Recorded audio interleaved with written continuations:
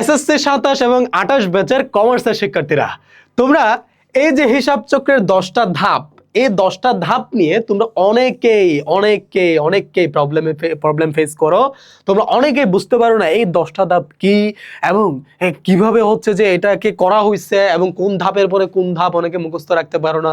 এবং তোমরা জানো এই হিসাব চক্রের 10টা ধাপ থেকে কিন্তু এমসিকিউ, তোমাদের যে এমসিকিউ, এই এমসিকিউ এসে থাকে এবং এটা তোমাদের থার্ড চ্যাপ্টার, অর্থাৎ তোমাদের যে 3 নম্বর চ্যাপ্টারটা আছে, এই 3 নম্বর চ্যাপ্টারের খুবই গুরুত্বপূর্ণ একটা পার্ট, সেটা হচ্ছে এই হিসাব চক্র। এবং এই হিসাব চক্রতে আমরা যদি একটু এটাকে ক্লারিফিকেশন করি যে এখানে আসলে কি কি, হ্যাঁ, তো এখানে দেখবা যে আমরা যখন কোনো একটা হিসাব করার জন্য একটা যে সিরিয়াল বা একটা সিকোয়েন্স মেনটেন করতে হয়, সেই সিকোয়েন্সটাই হচ্ছে আমার হিসাব চক্র। বুঝতে পারছো?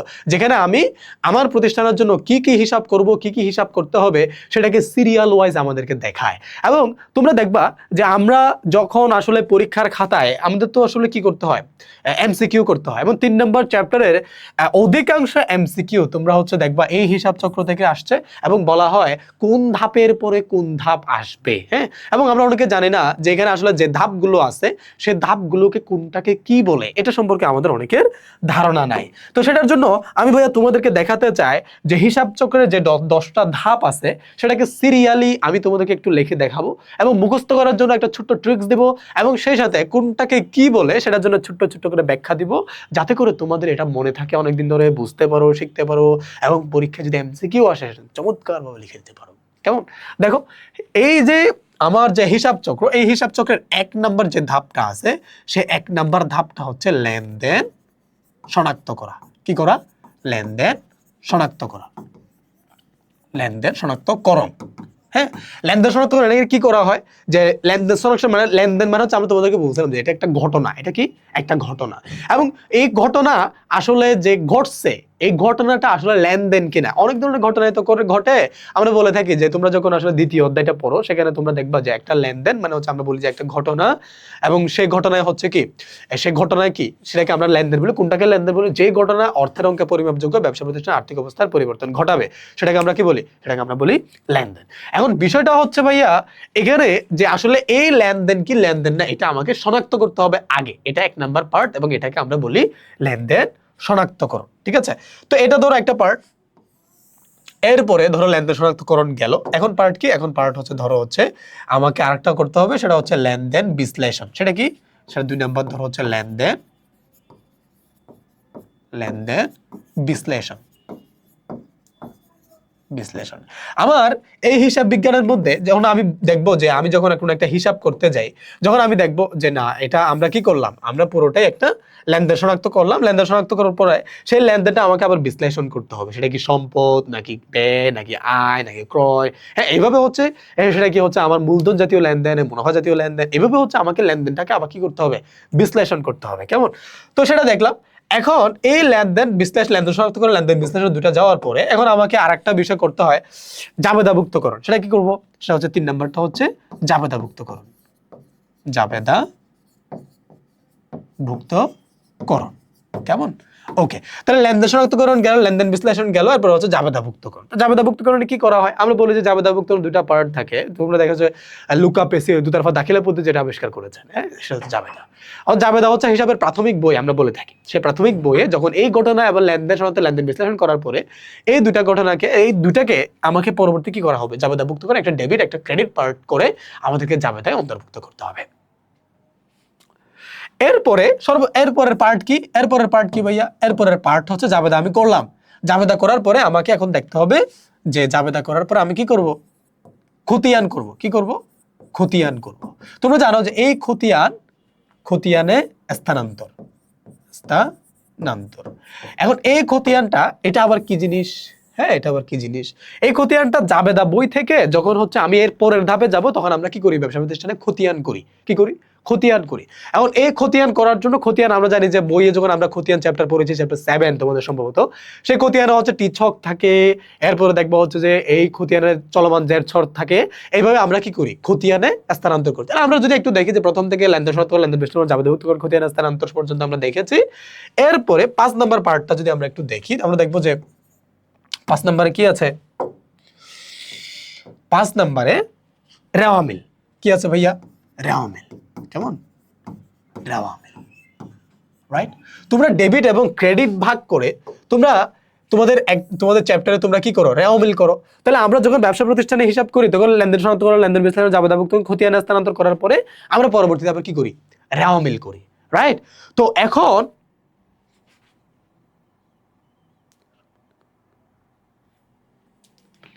তাহলে রেওয়া মিল পরে এর পরেরটা কি আছে ভাইয়া? এর পরেরটা হচ্ছে আমার এই যে 6 নাম্বার পার্ট। 6 নাম্বার পার্টে ধরো হচ্ছে রেওয়া মিল গেল, এরপর আছে হচ্ছে সমন্বয় জাবেদা। কি আছে জাবেদা? সমন্বয় জাবেদা। সমন্বয় জাবেদা আমরা করে থাকি। এই সমন্বয় জাবেদা কি? ওই যে তোমাদেরকে আমি বলছিলাম যে সমন্বয় জাবেদা হচ্ছে যে তুমি ধরো একটা লেনদেন ঘটলো, সেই লেনদেনের সাথে অতিরিক্ত কোনো একটা ঘটনা আছে, হ্যাঁ, সেটাকে আমি এই লেনদেনের সাথে সমন্বয় করার জন্য আমাদের কি করতে হয়? সমন্বয় জাবেদা প্রস্তুত করতে হয়। তোমরা জাবেদা অধ্যায়ে দেখেছো একটা বিশেষ জাবেদা, একটা প্রকৃত জাবেদা। প্রকৃত জাবেদার মধ্যে কিন্তু এই পার্টটা দেওয়া আছে যে একটা হচ্ছে কি, একটা হচ্ছে সংশোধনী জাবেদা, সমন্বয় জাবেদা, হ্যাঁ, এরপরে কি আছে? সমাপনী জাবেদা, প্রারম্ভিক জাবেদা। এই যে একটা সমন্বয় জাবেদা দেখতে পাচ্ছ না, এই পার্টটা হচ্ছে এই রেওয়া মিলের পরে আমরা করে থাকি। এরপর দেখবো হচ্ছে কার্যপত্র। কি আছে? কার্যপত্র। কেমন? কার্যপত্র। দেখো কার্যপত্র দেওয়া আছে। তো এটাই তো হচ্ছে 6 নাম্বার গেল। এরপর 7 নাম্বারে আমরা দেখবো হচ্ছে কার্যপত্র। এখন কার্যপত্র জিনিসটা কি? কার্যপত্র হচ্ছে তোমাদের বইয়ে কোনো একদম ডিটেলস দেওয়া নাই, হ্যাঁ, তোমাদের বইয়ে ডিটেলস দেওয়া নাই। এটা তোমরা যখন হচ্ছে যে তোমরা যখন কলেজে উঠবা, কলেজে উঠলে কিন্তু কার্যপত্র তোমাদেরকে করতে হবে এবং কার্যপত্র নিয়ে আলাদা একটা চ্যাপ্টারও আছে।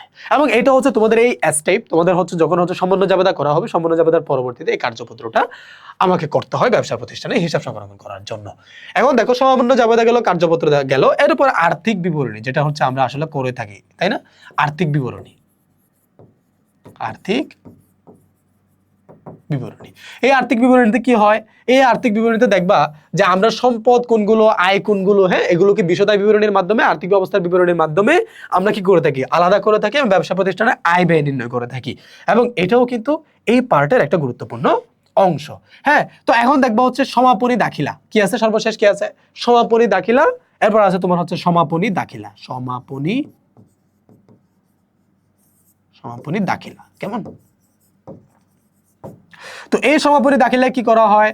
তোমার সারা বছর তোমাদেরকে ওই যে তোমাদের প্রকৃত জাবেদার মধ্যে আমরা দেখেছি না যে প্রকৃত জাবেদার মধ্যে একটা হচ্ছে কি, একটা হচ্ছে তোমার হচ্ছে সংশোধনী জাবেদা, আরটা হচ্ছে তোমার প্রকৃত জাবেদা, সংশোধনী জাবেদা, সমন্বয় জাবেদা, সমাপনী জাবেদা। হ্যাঁ, তো সমন্বয় জাবেদা তোমাদের কি বলছিলাম যে হিসাবকে ক্লোজ করার জন্য যে জাবেদা প্রস্তুত করা সেটাকে আমরা বলি কি? সমাপনী জাবেদা। অর্থাৎ তোমার পুরো বছরের হিসাবটাকে বন্ধ করে দেওয়া হয় এবং বন্ধ করার জন্য আমরা এই সমাপনী দাখিলা প্রস্তুত করে থাকি। এবং তোমরা সর্বশেষ যে পার্টটা আমরা আসলে ব্যবসা প্রতিষ্ঠানে করে থাকি সেটা কি? সেটা দেখবা হচ্ছে 10 নম্বর যে পার্টটা আছে সেটা হচ্ছে আমাদের হিসাব পরবর্তী রেওয়া মিল। কি আছে? হিসাব পরবর্তী রেওয়া মিল, তাই না? ওকে, তো এই 10টা পার্ট এবং এই 10টা হিসাব পরবর্তী রেওয়া মিল যেটা হয় এবং সর্বশেষ হিসাব ক্লোজ করে দেওয়ার পরে আমাদেরকে ভাইয়া এই পার্টটাকে কি করতে হবে?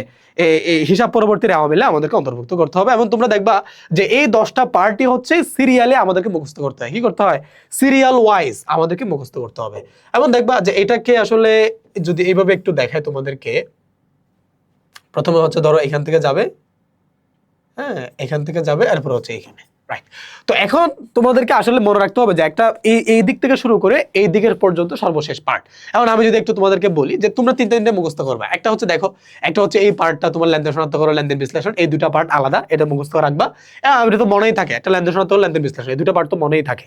এরপর দেখবা যে এই যে 3টা পার্ট আছে, এই 3টা পার্টকে একসাথে মুখস্থ করবা। সেটা জাবেদা, খতিয়ান, রেওয়া মিল। কি করবা? জাবেদা, খতিয়ান, রেওয়া মিল, মনে আছে না? লেনদেন শনাক্ত করো, লেনদেন বিশ্লেষণ, জাবেদা, খতিয়ান, রেওয়া মিল, জাবেদা, খতিয়ান, রেওয়া মিল। এবং বাকি 3টা আবার আলাদা করে মুখস্থ করবা। এই 3টা আছে না, এই 3টাকে আবার আলাদা করে মুখস্থ করবা। এটা কি রকম? যে দেখো, একটা হচ্ছে সমন্বয় কার্যপত্র, আর্থিক বিবরণী, সমন্বয় কার্যপত্র, আর্থিক বিবরণী, সমন্বয় কার্যপত্র, আর্থিক বিবরণী। এবং সর্বশেষ যে দুইটা পার্ট আছে, সমাপনী আর হচ্ছে হিসাব পরবর্তী, সমাপনী আর হচ্ছে হিসাব পরবর্তী। তাহলে আমরা কি বললাম? লেনদেন শনাক্ত করো, লেনদেন বিশ্লেষণ, জাবেদা, খতিয়ান, রেওয়া মিল, সমন্বয় কার্যপত্র, আর্থিক বিবরণী, সমাপনী দাখিলা, হিসাব পরবর্তী রেওয়া মিল। দেখছো, এটা কিন্তু আমার কিন্তু কি হয়েছে? মুখস্থ হয়ে গেছে। তো তোমরা এভাবে মুখস্থ করে নিবে ভাইয়া। এই হিসাব চক্রের 10টা ধাপ তোমাদের হচ্ছে 3rd চ্যাপ্টার, অর্থাৎ 3য় অধ্যায়ের খুবই গুরুত্বপূর্ণ একটা অংশ। এখান থেকে এমসিকিউ আসে। তোমাদেরকে বলবে যে কার্যপত্র তৈরি করা, কার্যপত্র প্রস্তুত করা হিসাব চক্রের কততম ধাপ তোমাদেরকে বুঝতে হবে। এই যে কার্যপত্র যেটা, এটা হচ্ছে হিসাব চক্রের 7মতম ধাপ। যদি তোমরা মুখস্থ না থাকে তাহলে বলতেই পারবা না। বুঝতে পারছো? এরপরে তোমাদেরকে বলতে পারো যে আর্থিক বিবরণী তৈরি করা হিসাব চক্রের কততম ধাপ, তুমি বলতে পারবে 8তম ধাপ, যদি মুখস্থ না থাকে তাহলে বলতে পারবে না। এরপর দেখো রাও মিল হিসাব চক্রের কততম ধাপ, এটা হচ্ছে 5তম ধাপ, তুমি যদি মুখস্থ না থাকে বলতে পারবে না। তো এই জন্য এখানে প্রত্যেকবার দেখা যায় প্রত্যেকটা বোর্ডে মোটামুটি এখান থেকে 1-2টা করে এমসিকিউ দিয়ে দেয়। তো যারা এই ভিডিওটা দেখেছো তাদের আশা করি এই 1-2 মার্কস মিস যাবে না। বুঝতে পারছো? তো দেখা হচ্ছে পরবর্তী কোনো একটা ভিডিওতে, পরবর্তী কোনো একটা সাজেশন ভিডিওতে। তোমরা চোখ রাখো ক্লাস বেলের পেজে এবং ইউটিউব চ্যানেলে।